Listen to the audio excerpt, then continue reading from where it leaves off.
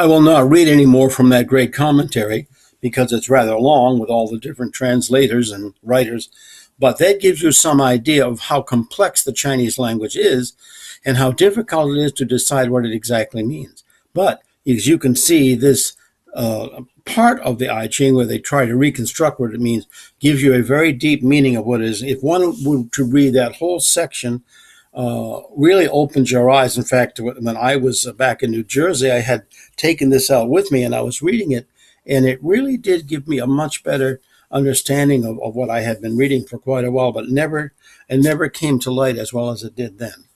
Now, in this same book that I'm talking about, and I've shown you, I also have the I Ching and human relationships.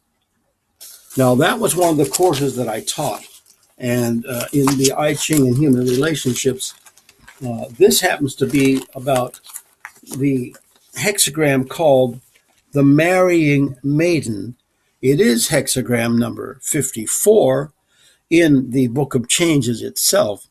And what's interesting about it, again, is what is the marrying maiden and what does it mean in human relationships? Now, in this particular section that I wrote, I deal specifically with the picture language, or they sometimes call them pictograms or ideogram. You can call it either one. So, but I will read you a little of that, gives you an idea of some of that. I won't read that much of it, but I'll give you some idea.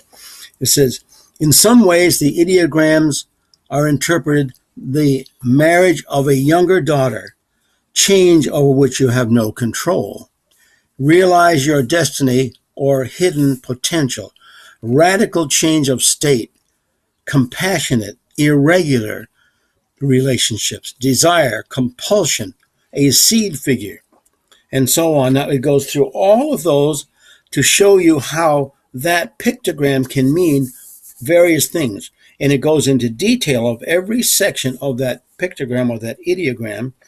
And it says, then there are other connotations of the entire hexagram, including the ideogram, in the practice of having a concubine along with a wife with the family ancestors in China. Now, in other words, she's being there, but she's subordinate, subservient in the relationship, and so on. Now, that's a good idea of what this might be about. It says, now, next, let us look at the hexagram itself. It is made of 2 trigrams. Every hexagram, as you know, is made of 6 lines. That's a hexagram. 6 lines are made with 3 on the bottom and 3 on the top.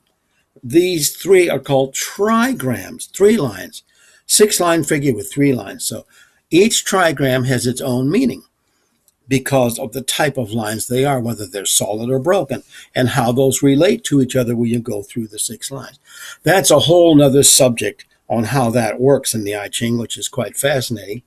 But it says, at the bottom is lake, with its connotation of joy and or pleasure. In terms of family, it represents a young daughter. On top is a swift-moving thunder, which in terms of family represents an older man. So we have a concubine here as a younger woman, faithfully following the dynamics lead to an older, wiser man. This is a combination of trigrams with high emotion and quick movement. The girl voluntarily follows the man. She pursues him, not in another way around, and we have a great age difference between them, and so on. Now, this goes into great detail of all this, but that gives you some idea of what can do with just one hexagram talking about human relationships.